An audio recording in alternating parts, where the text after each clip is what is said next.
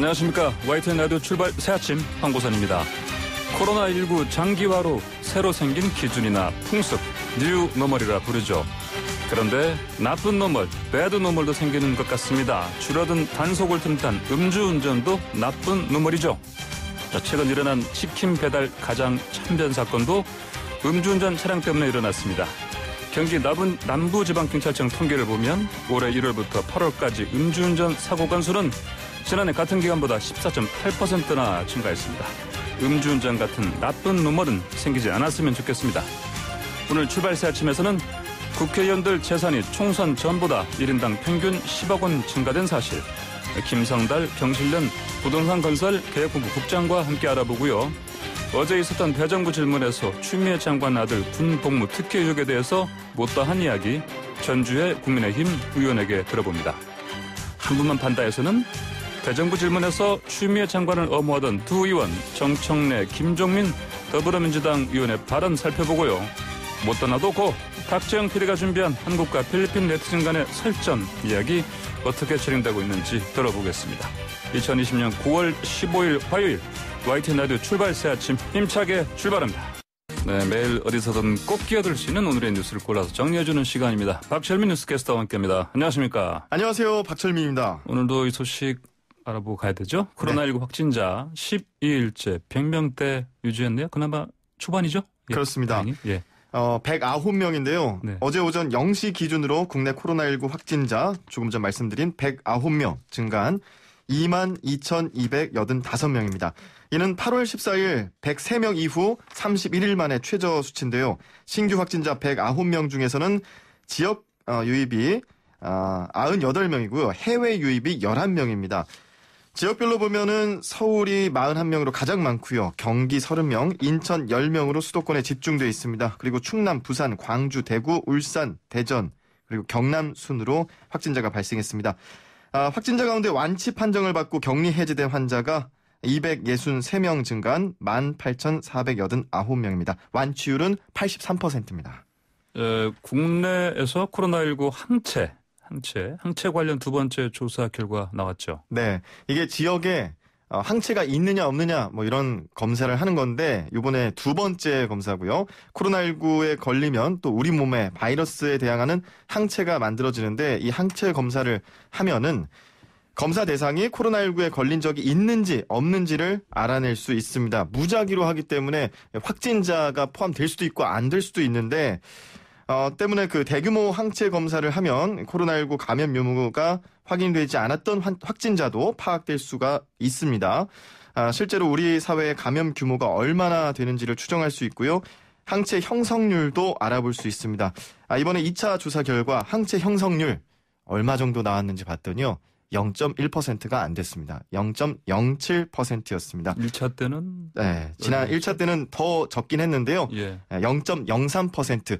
이게 또 이 수치를 0.03%에서 0.07%가 늘어난 것을 생각해 보면 지역 내의 감염 수치나 혹은 뭐 그런 항체가 더 많이 나타나고 있다라고도 말할 수는 있지만 너무 미미한 숫자입니다. 예, 큰 의미는 없다. 이렇게 볼 수 있겠습니다. 어떻게 조사하는 겁니까, 이거는? 국민건강영양조사를 통해서 무작위로 조사하는데요. 국민건강영양조사는 매년 192개 지역별로 만 1세 이상 가구원 약 10,000명을 대상으로 건강과 영양 상태를 조사하는데 지난 6월 10일부터 지난달 13일까지 서울과 경기, 대구 등의 전국 13개 시도에서 이 국민건강영양조사에 참여했던 1,440명을 무작위로 차출해서 조사한 결과 이 중에서 서울에 거주하는 단 한 명에게만 항체가 나왔다고 합니다. 네. 그래서 0.07%가 된 거죠. 자, 이번 항체 검사 결과 어떻게 해석해야 되겠습니까? 매우 낮은 미미한 항체 형성률인데.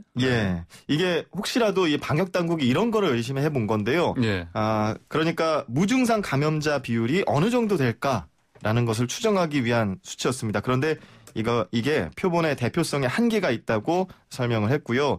먼저 2차 항체 검사 대상이 된 검체 수집이 지난 6월 10일부터 지난달 13일까지 이루어졌기 때문에 이때만 해도 발병자가 그렇게 많지 않았습니다. 네. 이게 지난달 중순부터 수도권에 대규모 유행이 번지면서 갑자기 확장했지 않습니까? 예, 8월 10일 광복절 예. 대규모도 집회 이후에 하필 그때부터 늘어났죠? 네, 그래서 실제로 지난달 중순부터 수도권에서 시작된 대규모 유행 이후에 감염 경로 조사 중 비율, 그러니까 깜깜이 비율이 20%대에 달하고 있기 때문에 그 이후의 데이터가 아니라 이전의 데이터라는 거에 한계가 있었다는 거고요. 감염 경로를 알 수 없는 확진자의 비중이 최근 크게 늘어난 상황이어서 이번 항체 검사에는 반영되지 않은 게 아쉽다라는 부분이 있고, 다만 그 해외에 비해서 양성률이 비교적으로 높지 않다는 점도 주목할 만합니다. 이게 우리가 방역을 잘하고 있기 때문에 지역 내 그 항체 비율도 적을 수밖에 없는 상황이다라는 그런 설명이고요. 예. 국민들이 자발적으로 사회적 거리두기 하고 있고 생활 방역 하고 있기 때문에 이런 노력의 결과가 반영됐다라는 게 전문가들의 의견입니다. 이 방역 당국은 앞으로 2개월 단위로 국민 건강 영양조사, 검체 조사를 통해서 지속적으로 이 항체 비율을 검사할 계획입니다. 네, 자 다음 소식. 지난 7월 폭우 때 있었던 부산 그 지하차도 사망 사고 있었죠. 침수 때문에 일어났던 거였죠? 그렇습니다. 예, 그 경찰 수사 결과 나왔네요. 네, 맞습니다. 안일한 대응과 부실한 시설 관리 탓이라는 결론이 나왔습니다. 경찰은 부산시장 권한대행 등 공무원 8명을 직무유기와 업무상 과실치사상 등의 혐의로 검찰에 넘겼는데요. 호우경보가 내려지고 부산 초량 제1지하차도가 침수되고 그때가 지난 7월 23일 밤이었는데 그리고서 지금 결과가 나온 겁니다. 재난지침에 따라서 상황을 판단하고 대책회의를 주재해야 할 변성환 부산시장 권한대행이 자리에 없었고요. 다음 날 자정이 지나서야 사망서고를 보고받고 예. 변대행이 현장을 찾아가거나 후속 조치를 하지 않은 것으로 그 조사 결과 드러났고요. 6시간이 지나서 시민안전실장에게 문자를 보낸 게 다였다고 합니다. 경찰은 변대행이 재난 상황에서 행동 지침을 제대로 지키지 않았다고 보고 직무유기 혐의를 적용해서 기소 의견으로 검찰에 넘겼습니다. 네, 그 지하차도 관리 부실도 드러났습니까? 그렇습니다. 시설적인 부분에서 예. 관리 부실이 있었는데요. 초량 제1지하차도는 빗물에 30cm가량 잠기면은 전광판에 자동으로 진입 금지 이런 뭐 메시지가 떠야 되는데 이런 문구가 나오지 않았고요. 예. 폭우가 내릴 때 자동 알림 시스템이 작동하지 않은 거죠. 분당 20톤의 빗물을 퍼낼 수 있는 펌프도 저류주에 토사 등이 쌓이면서 배수로가 일부 막혀 재기능을 하지 못했습니다. 경찰은 부산 동구 부구청장 등 공무원 4명도 업무상 과실치사상 혐의를 달아서 기소 의견으로 송치했고요. 부산시와 동구청 소속 공무원 3명은 폭우 때 상황 판단 회의를 한 것처럼 공문서를 꾸민 혐의를 받고 있습니다. 예, 다음 소식 보겠습니다. 그 출발 다침 시작할 때 제가 말씀드렸습니다만 네. 음주 운전이 계속 늘어나고 있는데 또 영종도 을왕리 쪽에서 일어난 그 만취 상태 벤츠 음주운전 차량 네. 사고. 그 운전자가 네. 30대 여성이었는데 결국 구속됐네요. 그렇습니다. 네. 어제 소개해드린 내용이었는데 그때 예. 당시만 해도 영장실질심사가 나올 예정이다 했는데 어제 밤에 나왔습니다. 예. 인천지법 영장전담재판부는 어제 특정범죄 가중처벌법상 위험운전치사 즉 윤창호법 혐의를 받고 있는 이 운전자에게 도망 우려가 있다면서 구속영장을 발부했습니다. 조사 결과 운전자는 지난 9일 을왕리 해수욕장 인근에서 일행들과 술을 마시다가 이날 처음 만난 40대 남성과 함께 이 남성의 회사 법인 차량을 몰고 1km가량을 운전했는데 이때 중앙선을 넘어가면서 반대편에서 달리던 피해자의 오토바이를 들이받아 사고를 낸 것으로 확인됐습니다. 목격자 증언에 따르면 사고 직후 바로 조치를 하지 않고 차 안에서 기다리고 있다가 경찰과 시비가 있었던 것으로 또 확인이 됐고요. 숨진 피해자의 안타까운 사연이 이 딸로 인해서 청와대 국민청원 게시판에 올라가면서 알려졌는데 청원 동의는 현재 57만 건을 넘었습니다. 동의를 넘은 것이죠. 네, 청원 동의 제가 57만. 보기엔 네. 곧장 뭐 60만, 70만 넘을 것 같은데요. 예.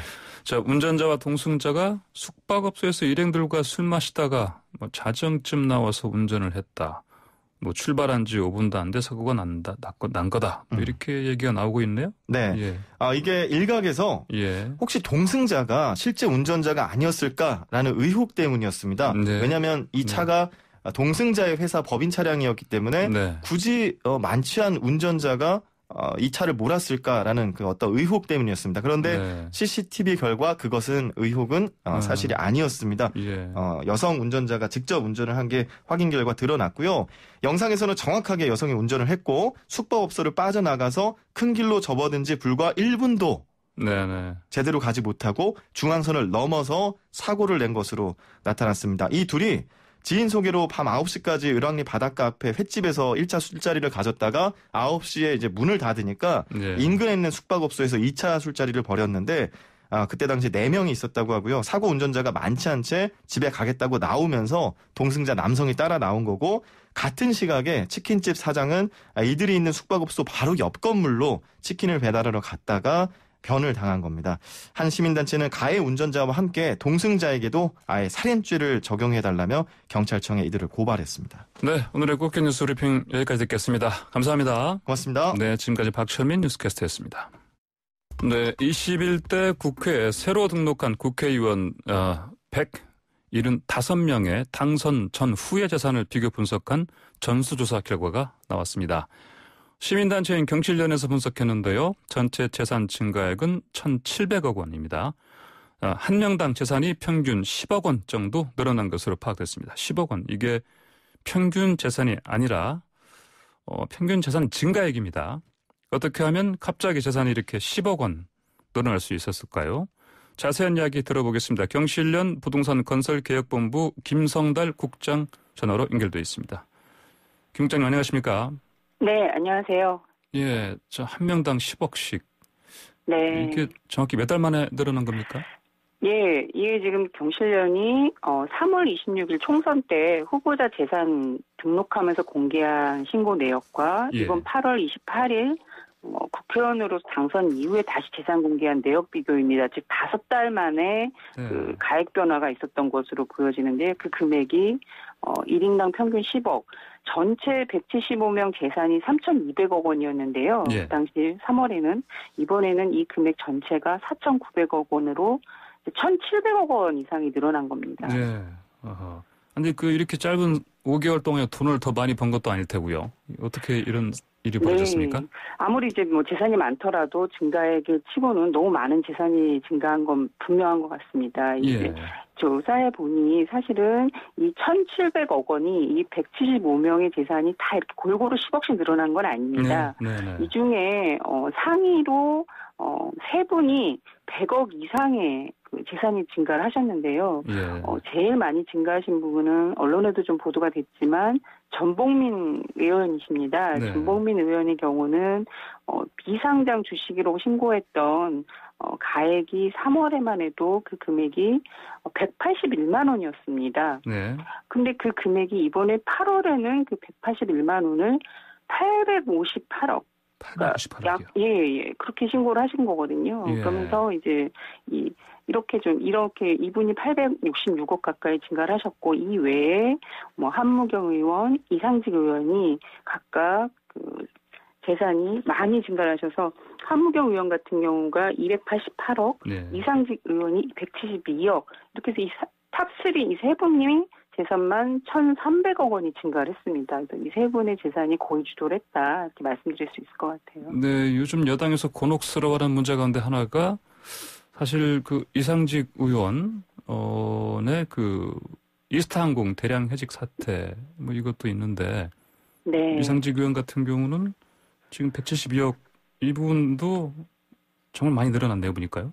네, 이상직 의원 같은 경우가 이제 3월에 공개할 때만 해도 재산이 총액이 40억이었습니다. 근데 이번에는 이제 8월에 212억으로 172억이 증가를 하셨는데요. 그 내용을 들여다보면 이상직 의원 같은 경우도 비상장 주식을 보유하고 계셨습니다. 자녀들에게 이스타홀딩스 주식을 보유하고 계신 걸 신고했는데 3월에는 이 가액이 3천만 원으로 돼 있었고요. 그 옆에 비고란에는 이것이 2019년 12월 기준으로 최종 가격이다라는 말씀도 명시를 해놨습니다. 기재를 해놓으셨어요. 근데 이제 이게 불과 5개월 만에 168억 원으로 증가를 한 겁니다. 그래서 말씀하신 것처럼 이스타항공 논란이 지금 많이 되고 있는 상황인데 이 3월에 공개할 때만 해도 예. 이게 40억이 아니라 만일 이때 이 가액이 제대로 신고됐더라면 네네. 국민들이 그 당시 이스타항공이 급여도 못 주는 것들도 2월에 얘기가 되고 있을 정도로 관심이 뜨거웠거든요. 네네. 그렇다면 이러한 정보가 제대로 제공됐더라 하더라도 국민들이 이렇게 올바르게 또 하는데 좀 영향을 분명히 미쳤을 것으로 보여집니다. 네네. 사실은 그렇게 가액이 제대로 공개되지 않은 것은 사실 좀 문제가 있다 이렇게 보여집니다. 네네. 선거 때 사실 그 유권자들이 볼 수 있는 거의 뭐 유일한 그 팩트 사실 가운데 하나가 재산인데 이렇게 재산이 똑바로 이렇게 신고가 안 돼 있으면 사실 올바른 선택을 하는데 이게 사실 뭐랄까요? 그러니까 이제 예를 들면 방금 말씀하신 대로 특히나 이런 이스타항공의 대량 회직 사태 또 이런 큰 사안이 있는 경우에는 그 유권자의 어떤 판단에서 큰 어떤 작용을 할 것으로 보이는데 그렇죠. 그렇지 않습니까? 직원분들의 급여까지 지급하지 못한다는 얘기가 이제 막 나오고 있을 때 정작 그 창업주가 200억 원대의 재산을 보유하고 있다는 거와 40억을 보유하고 있다고 했을 때 국민들의 생각은 분명히 판단 기준은 좀 달라지지 않았을까 생각이 들긴 합니다. 네네 그렇군요. 자, 근데 부동산 관련해서도 재산을 불린 의원들, 불렸다기보다 늘어난 의원들. 네, 늘어난 거죠. 예. 그 전체적으로 재산이 증가한 경우가 아까 말씀드린 것처럼 비상장 주식의 가액을 당초에 장부가였던 것을 관련법이 개정되면서 이번에 시장가, 실거래가로 기재한 경우로 낸 재산 증가액이 있었고요. 또 하나는 이제 뭐 예금 자산도 증가한 경우가 있습니다. 그리고 또 하나가 이제 커다란 게 부동산 재산이 증가한 경우가 있습니다. 저희가 이제 조사를 해봤는데 175명 기준으로 약 9천만 원 안 되게 좀 증가를 하셨습니다. 평균 1인당. 네. 그리고 이 중에서도 1억 이상 증가하신 분이 60명이 계십니다. 그 중에서도 또 5억 이상 증가한 분이 11명이 되시는데요. 이제 이 11명의 경우의 내역을 저희가 좀 더 자세히 들여다보았습니다. 근데 이 11명 중에 이제 제일 많이 오른 분이, 증가한 분이 이수진 의원, 지역구 의원이신데요. 이제 사유가 어떤 거냐면, 아파트를 실거래하신 경우입니다. 이제 3월에도 아파트를 실거래하고 계신 중인데, 그거를 중도금만 5억 원 가까이 이제 지급을 하셨기 때문에 3월에는 5억 원만 이제 잡힌 거고요. 그 나머지 잔금을 3월 이후에 지급을 완료하시면서 8월에는 그 금액이 좀 23억 원으로 증가를 해서 증가액은 17억 원이지만 이미 이제 3월부터 그 증가할 것이다라는 내용도 함께 기재를 해주신 경우입니다. 네, 이런 경우도 있었고 마찬가지로 분양권이나 이런 것들을 실매입하는 광에 따라서 올라가는 경우도 있는데요. 이런 이제 자연스러운 경우도 있지만 또 하나는 어떤 경우가 있냐면 3월에 공개할 때는 없었던 재산이 새롭게 공개되면서 증가된 경우가 있습니다. 서병수 의원 같은 경우는 본인 토지와 자녀분의 주택이 이번에 새로 공개가 되면서 전체 재산이 16억 원이 이제 증가한 것으로 보여지고요.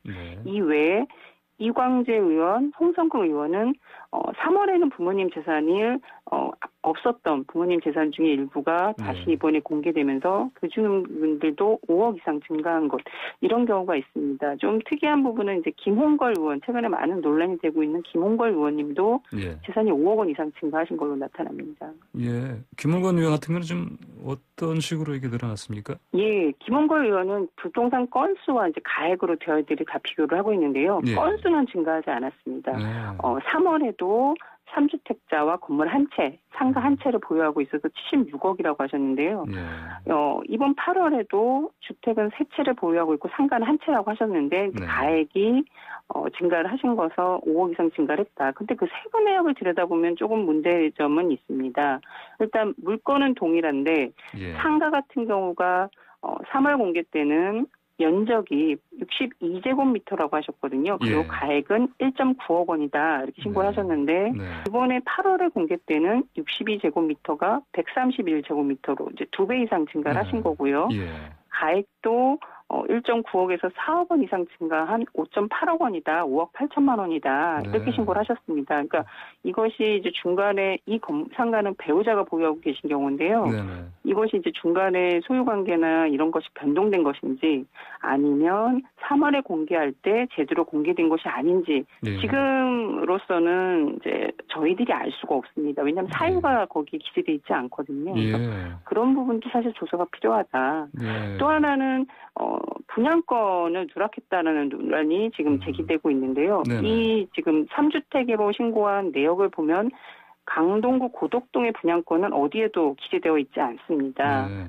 근데 사실은 이 3월에 공개할 때는 분명히 그 분양권을 언제 보유하고 있었냐가 중요해지는데요. 3월에 공개할 때 기준은 분명히 2019년 12월까지 보유하고 있는 재산을 다 공개하게 돼 있습니다. 네. 그리고 이 8월에 공개할 때는 5월 말일까지 2020년 5월 말일까지 보유하고 있는 재산이 다 공개하도록 되어 있는데 네. 분양권이 다 빠진 이유가 무엇인가 봤더니 분양권을 2019년 12월까지 분명히 보유하고 계셨습니다. 네. 그런데 3월 후보자 등록하기 바로 직전인 2월에 매각을 하신 것이다. 이런 게 언론에 보도되고 있는 거거든요. 네. 사실 매각을 후보자 등록 직전에 하셨더라도 보유 시점인 2019년 12월까지 보유하고 계셨더라면 이걸 네. 공개하셨어야 하는데 네. 누락된 거죠. 그래서 이 부분은 분명히 법적으로 불법성이 있는 것으로 저희들은 보여지고요. 이 예. 부분에 대한 저희들도 검찰 고발 등을 검토할 예정입니다. 네, 또 또 이제- 국민의힘 예. 쪽에서도 뭐 현금 차액 생긴 의원도 있지 않습니까? 네, 조수진 의원이 많이 이제 이 외에도 예. 몇몇 이제 예금이나 이제 증가 채권이나 이런 게 증가하신 분들이 있는데 대표적인 의원은 조수진 의원이십니다. 네. 조수진 의원의 경우는 본인 예금, 배우자 예금, 자녀 예금 해가지고요. 3월 때보다 8월 공개하면서 6억 원이 증가를 하셨습니다. 네. 그리고 또 하나는 사인간 채권입니다. 이 사인간 채권이라는 항목도 기재하게 되어 있는데요. 네네. 이게 3월에는 아예 없었습니다. 아예 없었던 사인간 채권 5억 원이 네. 이번 8월 공개되면서 전체적으로 11억 원이 증가한 것으로 나타났습니다. 사인간 채권이라는 게 뭐 개인 간에 빌려준 돈. 네, 이제 그럴 것으로 배우자와 본인이 네네. 각각 보유하고 있는 사인간 채권 5억 원이 있었습니다. 네네.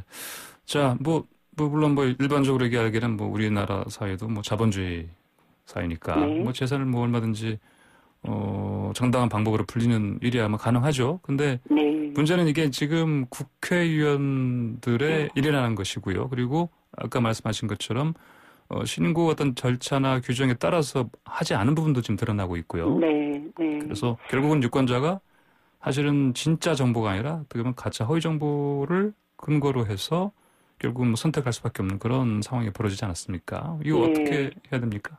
예, 이제 저희가 국회의원 등이나 이제 부처의 관료분들 재산을 계속 들여다보는 것이 이분들이 개인들이 아니십니다. 네. 공직이시고 국민을 위해서 어떤 봉사하는 자세로 거기에 계시는 역할을 하셔야 되는 거거든요. 예. 그런 만큼 되게 엄격한 잣대로 봐야 되는데 사실 그러지 못했다. 특히나 이 이제 국회의원분들은 공직선거법에 따라서 병역 의무, 납세 의무, 재산의 의무가 있고 이제 재산 이 자료들을 다 공개하시게 되어 있습니다. 예. 그리고 이게 만약 허위사실이라면 그 공직선거법 250조의 허위사실 공표죄라는 게 있습니다. 그래서 징역은 5년이고 벌금 3천만 원 매우 무겁게 다뤄지는 겁니다. 그만큼 이 유권자들에게 정확한 내용을 제공하는 것은 이 후보자로서 당연히 하셔야 할 책무이고 그게 정확한지도 또 감시해줘야 되는 것은 그 관련 기관인 선관위의 당연한 역할이다. 이렇게 법에서도 이 해석만으로도 읽혀지는 부분이거든요. 예. 그럼에도 불구하고 지금 경실련이 조사한 거에 따라서 많게는 수백 원, 작게는 1억 원 이상 더 밑으로도 계시겠지만 이렇게 차이가 나고 있다. 차이가 나는 겁니다. 근데 이 차이가 나는 것이 과연 정당한 방식에 의한 차이인지 아니면 또 다른 누락이나 어떤 잘못된 해석에 의해서 국민에게 허위 정보로 제공된 것인지 매우 의심스러운 부분이 있습니다. 예. 따라서 이런 것들에 대해서는 지금이라도 누군가가 지금 국민들이 이 차이가 났다라는 걸 경실련이 드러낸 거거든요. 네네. 언론에도 드러났지만 그럼 이 차이에 대해서 누군가는 공적기관이 조사를 해줘야 되는 것이 맞는 것이죠. 그리고 그 잘못된 것에 대해서는 법에 저한 어떤 책임을 묻는 것이 맞다. 네. 그래야 이제 이 이후에라도 이런 과정들이 있어야지만 이후에라도 유권자들에게 정확한 정보가 제공이 되고 또 공직자로서 어떤 부동산 재산이나 재산을 늘리려고 그 자리에 계시는 것이 아니라고 하시는 거거든요. 네. 그럼 그만큼 엄격한 어떤 기준을 갖고 공직에 임하셔야 되는 것이 필요한 거죠. 네, 이제 재산 변동에 생긴 의원들을 소명 촉구하셨습니다. 만약에 제대로 소명 안 나오면 뭐 어떻게 하실 계획입니까? 아마 이제 지금 그 차이가 나는 모든 의원들 중에서도 적정한 과정이라고 보여지는 분들도 분명히 있을 것입니다. 네. 그래서 그 건별로 문제가 되는 것들에 대해서는 소명을 요청을 하고 저희 내부에서도 의원실에서 소명 자료를 오면 오는 대로 또 오지 않는 대로 그 내용을 가지고 법률 검토를 할 예정이고요. 그 검토돼서 그 결과로 의심되는 분들에 대해서는 어떤 검찰 고발 등을 진행할 예정입니다.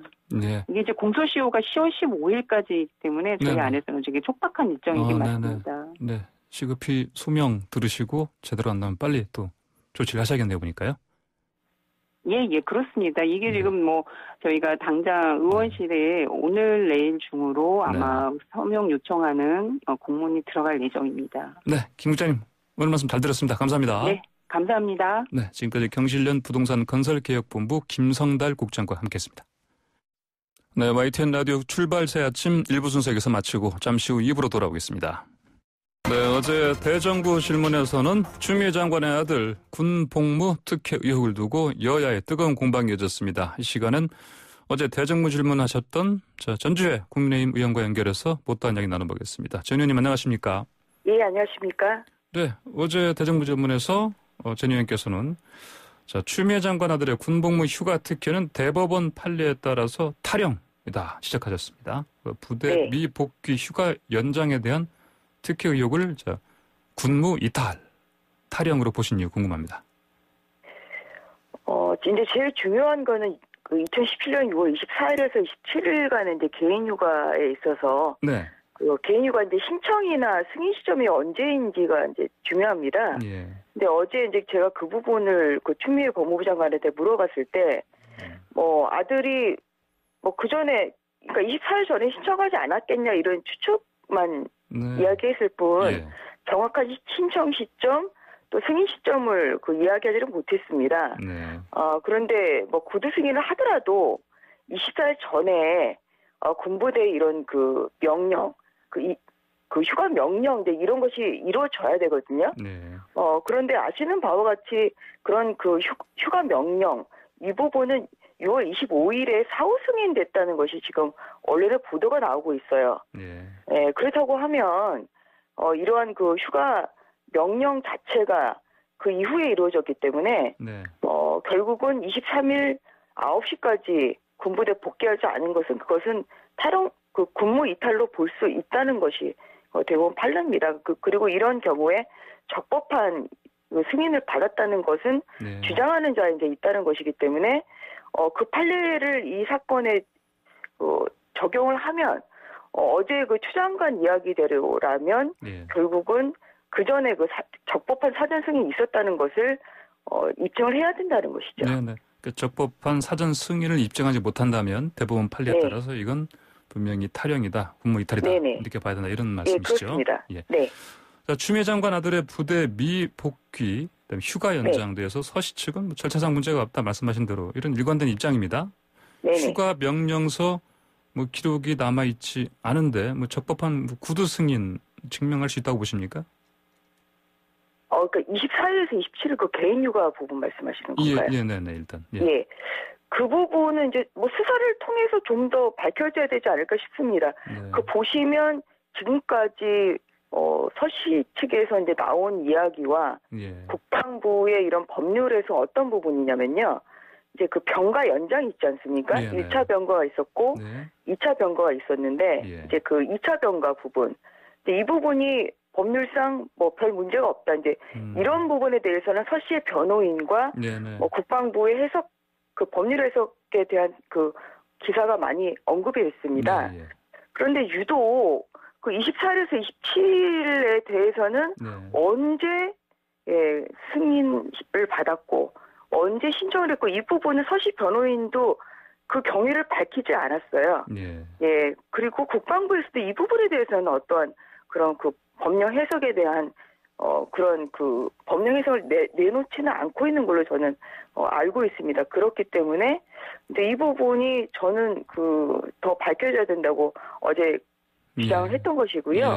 이 부분에 대해서는 아직까지도 국방부에서 뭐 어떠한 경우에 이것이 적법하다 이렇게 지금 유권 해석을 내놓지는 않고 있습니다. 저는 과연 이게 사후승인이라는 거 처음 들어봤거든요. 예, 대부분 이제 전화로 뭐 휴가 신청을 밖에서 한다고 하더라도 적법하게 이제 그 휴가 이전에 이런 적법한 휴가 절차, 뭐 휴가 명령 이런 게 이루어지는 것으로 알고 있습니다. 그런데 6월 25일에 그러니까 휴가 기간이죠. 6월 25일에 사후 승인 이제 그날이 바로 지금 당직 사병이 그 추장관 아들하고 또 전화했다는 날 아니겠습니까? 예, 그래서 25일에서 이제 이렇게 늦게 이루어진 것은 결국은 그 전까지는 뭐 어떠한 그런 그 적법한 승인이 이루어진 거 아니냐 이제 이런 것을 강하게 의심할 수밖에 없는 것이죠. 이 부분에 대해서 아직까지 뭐 국방부에서 어떤 법령 해석을 저는 내놓은 것은 제가 읽어보지 못했습니다. 네, 말씀하신 이제 마지막 그 개인휴가 쪽 나흘 쪽 보면은 거기가 그러니까 토요일 일요일이 겹치지 않습니까? 네네. 이 부분 관련해서 사실 뭐 미군의 어떤 규정을 뭐 적용한다, 뭐 한국군의 규정을 적용한다 이런 또 부분에서 또 어떤 주장이 엇갈리는 것 같습니다. 이 부분요. 그러니까 이제 어제 나왔던 이야기가 뭐 25일에 그 발견을 한 것 자체가 뭐 이상하다. 왜냐하면 23일, 24일에도 점호를 하는데 뭐 만약에 그때 문제가 됐다면 그때 뭐 군의 그 군부대에서 이제 이런 부분을 지적을 하지 않았겠냐, 뭐 서모 씨에게 연락을 했다든지 이제 이런 이야기를 어제 민주당 의원님들 하셨는데요. 제가 파악한 바로는 뭐 아시는 바와 같이 카투샤는 미 육군 부대에서 근무를 하기 때문에 금요일에는 외출을 나온다는 거죠. 그런데 6월 23일이 금요일이고 24일이 토요일입니다. 맞습니다. 그렇기 때문에 23일, 24일에는 사실상 이런 데 인원식을 안 한다는 것이고요. 근데 그러다 보니까 25일에서야 이제 발견을 한 것이다. 그래서 여기서 중요한 것은 왜 23일, 24일에 벌리도 없었는데 이것은 아니라고 생각을 합니다. 발견하지 못한 거 일이라고 하면 뭐 그거는 오히려 군부대 책임이 있는 것이고 결국은 23일 9시까지 아무리 휴가 금요일이 외출하는 날이긴 하지만 그래도 23일까지는 왜냐하면 23일까지 병가 연장이 뭐 됐는지는 물론 그 병가 입력은 안 돼 있어요. 날짜가 입력은 안 돼 있지만 허지 측에서 이제 그렇게 주장을 하니까 그러면 그 주장대로 23일까지 병가 연장이 됐다고 하더라도 그래도 그날 들어와서 다시 나가는 것이 다시 휴가를 받아서 나가는 것이 이것이 정상적인 절차라는 것이죠. 네, 알겠습니다. 자, 어제 대정부질문에서 국방부 민원실에 전화한 적 없다. 뭐 보좌관에게 확인하고 싶지 않다. 제 아들인 줄 알고 군 내부에서 제비뽑기로 떨어뜨렸다는 사실을 알게 됐다. 이런 답을 이제 추미애 장관이 이렇게 하셨는데 이 해명 어떻게 생각하셨습니까? 뭐 이제 본인이 전화하지 않았다는 이제 이 부분에 대해서는 뭐 그러면 이제 뭐 남편이 그러면 뭐 부모가 이제 민원을 넣었다 이제 이렇게 명확히 기재가 돼 있으니까요.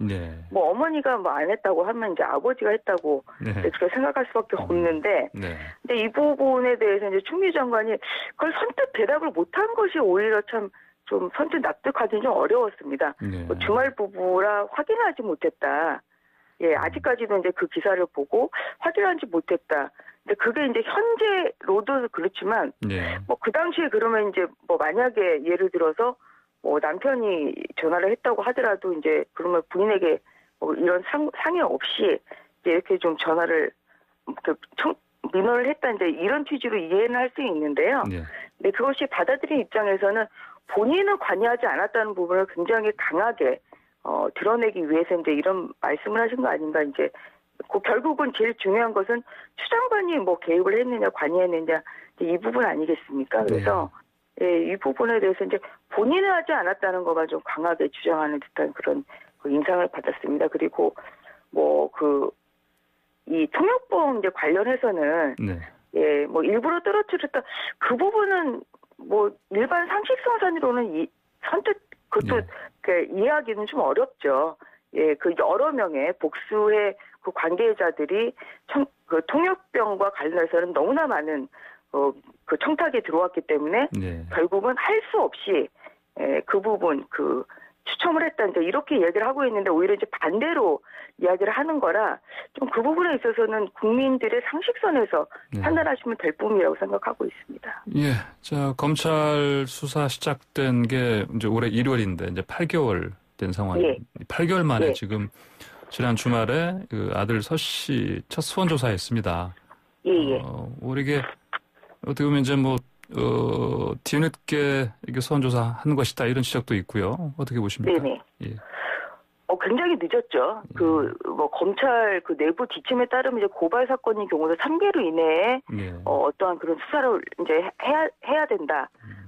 뭐 이런 이제 지침이 있는데요. 예. 뭐 이 사건은 그 지금 저희가 파악하는 바로는 6월에서야 예, 직접적인 그런 관련자들의 수사가 이루어졌습니다. 예. 그 고발이 이루어진 건 올 1월 3일이었고요. 예. 그렇다고 하면 5개월 동안 사실은 뭐 그렇게 그 수사에 진전이 없었다고 이제 볼 수밖에 없습니다. 그리고 중요한 거는 그 사이에 지금 그 말씀하신 2017년 6월 14일에 국방부에 이제 민원을 넣은 것 이것이 뭐 그 민원실에 이제 전화를 한 거 아니냐 이제 이렇게 생각이 되는데요. 네. 그 국방부의 그 콜센터 녹음 파일의 보존 기간이 올 6월로 그 보존 기간 3년이 만료돼서 네. 얼마 전에 좀 파기가 됐다는 거 아니겠습니까? 네네. 예, 그렇기 때문에 만약에 그 6월 14일에 누가 전화했고 어떤 내용으로 전화했는지 이거 굉장히 이 사건의 그 병가 연장 의혹에 대해서는 굉장히 중요한 부분인데요. 네. 예, 그 부분이 결국은 검찰이 이렇게 제대로 수사를 안 하고 수사를 지연하는 바람에 굉장히 이러한 그 의혹을 밝히는데 그 소중한 그런 자료, 객관적인 자료가 될 수 있는 이런 녹음 파일이 파기가 됐다. 결국 이제 이 부분은 뭐 밝히기가 좀 어려운 상태죠. 그렇기 때문에 이런 부분에 있어서는 뭐 동부지검의 이제 그 수사팀이 당연히 그 상당한 그 책임이 있다고 생각을 하고 있습니다. 그래서 네. 현재 지금에서 이제 이루어지는 것은 좀 만시지탄이라는 그런 생각이 들고요. 뭐 그런데 가장 이제 그것보다 중요한 것은 결국은 수사 결과 아니겠습니까? 네. 어제 이제 제가 지적한 바와 같이 이 사건에서는 6월 24일에서 27일에 그 휴가 그 관련해서 언제 누가 누구에게 이 휴가 신청을 했고 또 누가 사전 승인을 누가 이제 승인했다는 것이 이런 말맞추기에 의해서 이제 드러나는 것이 아니라 객관적 자료 뭐 예를 들어서 연대 통합 시스템에 이런 것이 기재가 돼 있고 이런 것이 정확히 객관적인 자료에 의해서 네. 좀 방증이 돼야 됩니다. 그래야지 이것이 국무이탈인지 아니냐를 국민들이 납득할 수 있게 밝힐 수가 있는 건데요. 네. 그런데 이제 현재 이런 수사팀의 그동안의 그 수사에 대한 열이나 그 성의를 본다고 하면 과연 이제 이런 부분이 공정성가 될지 이 부분에 대해서는 우려를 가질 수밖에 없는 것이고 늦었지만 그래도 공정하고 국민들이 납득할 수 있는 결과를 내놓는다고 하면 그것은 다행이라고 생각을 하고 있습니다. 네, 이렇게 추미애 장관 아들 서 씨 특혜 병가라든지 이런 부분 관련해서는 늑장 수사다 이런 이제 비판을 야권에서는 하고 있는데 이에 대해서는 또 여당 쪽에서는 아니 이게 사실 윤석열 검찰총장 장모 나경원 전 의원 수사 이 부분도 늑장 수사 아니냐 이런 식으로도 사실 또 반박하고 있습니다. 어떻게 보십니까? 좀 그거와 좀 같이 그렇게 적용할 것은 좀 저는 아니라고 생각을 합니다. 이 부분은 이제 다른 것이 아니라 어떻게 보면 이것이 이제 권력의 살아있는 권력을 겨누는 이런 수사 아니겠습니까? 이것은 이제 문재인 대통령이 윤석열 총장에게 그 총장 임명할 때도 격려사로 이제 하셨던 이런 말씀이시고요. 이런 왜 이것이 이 의혹이 왜 지금 이렇게 시급성이 필요하냐? 이것은 작년 12월 30일에 추미애 법무부 장관 청문회에서 이 부분에 대해서 저희 당의 이제 김도우 의원님이 문제를 제기를 하셨고요. 결국은 법무부 장관의 임명에 있어서 어떠한 문제가 없냐, 결격사가 없냐. 이 부분은 병역이라는 부분에 있어서 굉장히 중요한 부분입니다. 예. 그렇기 때문에 그 전임 장관이었던 조국 장관 같은 경우에도 수사가 이렇게 늦어지지는 않았던 것이죠. 그렇기 때문에 특히나 법무부 장관은 검찰을 총괄을 하고 예. 또한 그 추 장관 스스로도 본인이 검찰 개혁을 지금 마무리하겠다, 완수하겠다, 지금 이렇게 본인이 지금 그 포부를 밝히고 있기 때문에 예. 이러한 그 비중을 봤을 때라도 이제 어제 그 민주당 의원님들이 말씀하신데 이런 사건과 같이 그렇게 취급하기는 어렵고요. 오히려 이제 법무부 장관이라는 그 지위 때문에 네. 뭐 그 저희 당이 뭐 이것이 뭐 무슨 추미애 장관이 한 사람의 무슨 개인적인 일을 가지고 이제 하는 것이 아니라 국민으로서 이런 그 병역의 공정성 이 부분은 국민들에게도 굉장히 중요한 부분이기 때문에 속 시원하게 빨리 밝혀야 된다. 이렇게 주장을 하는 것이죠. 네. 자, 이낙연 더불어민주당 대표가 이건 관련해서 그동안 사실 뭐 침묵을 지키다가 네. 이런 얘기를 했습니다. 정쟁을 자제하고 수사 결과를 기다리는 것이 옳다. 뭐 그러나 야당이 네. 정치 공세를 계속하면 뭐 사실로 대응하고 차단하겠다. 이렇게 얘기했습니다. 네. 이거 어떻게 네. 이 발언 어떻게 보십니까? 뭐 이제 민주당 그 당대표시기 때문에 이제 그런 발언을 좀 하실 수밖에 없었다 이제 그렇게 이해를 하고 있습니다. 그리고 네. 뭐 국민의힘에서도 네. 이 부분은 무슨 정치 공세를 하지 않는다는 건 다시 한번 말씀을 드립니다. 이 사건의 가장 중요한 부분은 결국은 문재인 정부가 그렇게 주장하고 있는 공정의 문제입니다. 이 부분은. 네. 병가나 아니면 개인휴가 있어서 어떠한 군복무에 있어서 특혜가 있었다. 이 부분은 어느 국민도 이 부분을 용서하지 않는다는 것이죠. 그렇기 때문에 이것은 이제 공정의 문제이고 네. 이 부분에 대해서 지금까지 수사가 너무 늑장 수사가 이루어졌고 그 사이에 중요한 자료가 네. 중요한 게 국방부 콜센터 이런 자료들이 지금 폐기되는 상황이고 이렇기 때문에 국민 그 눈높이에서 국민들이 궁금해하시는 부분에 대해서 문제 제기를 하는 것이고요. 네. 예, 뭐 그렇기는 하지만 결국은 이것은 검찰의 수사 결과에 따라서 수사 결과를 보고 뭐 공정한 수사를 하고 있느냐 아니냐 이제 이 부분을 더욱더 저희들로서는 귀추를 주목할 수밖에 없는 것이죠. 네, 오늘 말씀 잘 들었습니다. 감사합니다. 예, 감사합니다. 네, 지금까지 전주의 국민의힘 의원이었습니다. 네, 화이트나이트 출발 새 아침 8시 정각에 돌아옵니다.